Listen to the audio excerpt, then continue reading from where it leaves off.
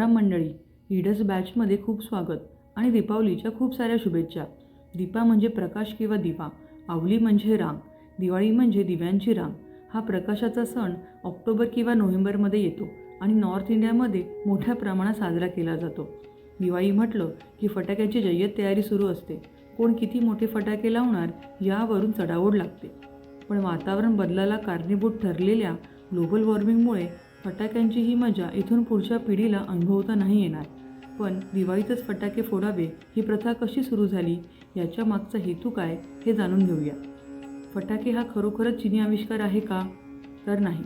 तुम्हाला माहीत नसेल, पण चीनने बारूदचा शोध लावण्याआधीपासूनच भारतीय त्याचा वापर करत आले आहेत.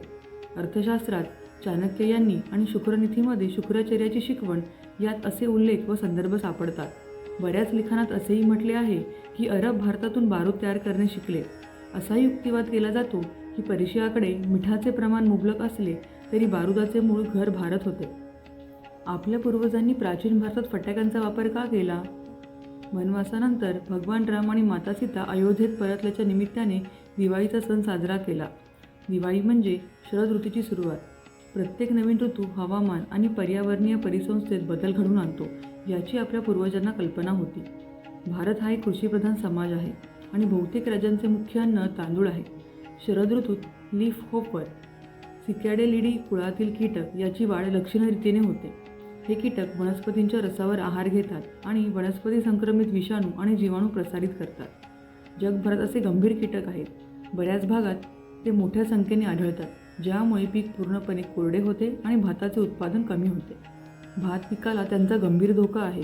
त्यामुळे अशा कीटकांच्या प्रजातीवर नियंत्रण न ठेवल्यास ते लक्षणीय रीतीने वाढून पिकांचे गंभीर नुकसान तर करू शकतातच, शिवाय मनुष्य, जनावरे व वनस्पतींमध्ये विविध रोग व फ्लू पसरू शकतात. तर मुद्दा असा की फटाक्यांमध्ये सल्फर असते. त्यामुळे कीटकांवर नैसर्गिक उपचार म्हणून आपले पूर्वज दिवाळीच्या दिवसात फटाके फोडून अप्रत्यक्षरित्या सल्फर वायूने वातावरण भरून काढायचे. ही पद्धत अशासाठी कारण ती किफायतशीर आणि पटकन होते, त्यामुळे फटाक्यांचा वापर केला जात असे. सल्फर म्हणजेच गंधक याचा वापर अशा किडींना भात पिकांना हानी पोहोचवण्यापासून रोखण्यासाठी केला जात असे. अशा कीटकांच्या नियंत्रणासाठी सल्फर उपचार हा एक उत्तम उपचार असल्याचेही आधुनिक संशोधनातून दिसून आले आहे. या किडींपासून केवळ भात किंवा भात पिकावरच नव्हे तर द्राक्षे, बटाटा पिकांवरही या किडींपासून उपचार करण्यासाठी गंधकाचा वापर केला जातो. काही प्राचीन परंपरा. फटाके फोडणे हा भारतीय परंपरेचा भाग नव्हता असे अनेकांना वाटते. मग ते सुरू ठेवण्याची काय गरज आहे? युगानुयुगे चालत असलेल्या भारताच्या विविध भागातील काही अनोख्या विधींवर एक नजर टाकूया. तुबरी स्पर्धा. पश्चिम बंगालमधील मकरदह गावातील कुर्बान्नापाडा समाज सर्वात तेजस्वी आणि सर्वात मोठी तुबरी किंवा फटाके मेणबत्ती बनवण्यासाठी वार्षिक प्रतियोगिता आयोजित करतो. तुबरी साधर्म्याने ख्रिसमस ट्री किंवा रोमन मेणबत्तीसारखी दिसते. या गावात ज्येष्ठ तरुण पिढीला कालीपूजेच्या वेळी तुबरी आणि इतर प्रकारचे फटाके बनवायला शिकवतात. सावरकुंडला हे भारताच्या गुजरात राज्यातील अमरेली जिल्ह्यातील एक गाव. हे गाव कुंडला आणि सावर ही शहरे विलीन झाल्यावर जुळे शहर तयार झाले. या दोन्ही गावातील रहिवासी दर दिवाळीत नदीच्या काठावर जमून एकमेकांवर जणू युद्ध लढत असल्यासारखे फटाके फोडत असतात. सावरकुंडला ग्रामस्थ आजही बाजारातून फटाके विकत घेत नाहीत आणि घरीच बनवतात. अजून एक कारण म्हणजे दिवाळी साधारणपणे ऑक्टोबर किंवा नोव्हेंबरमध्ये येते.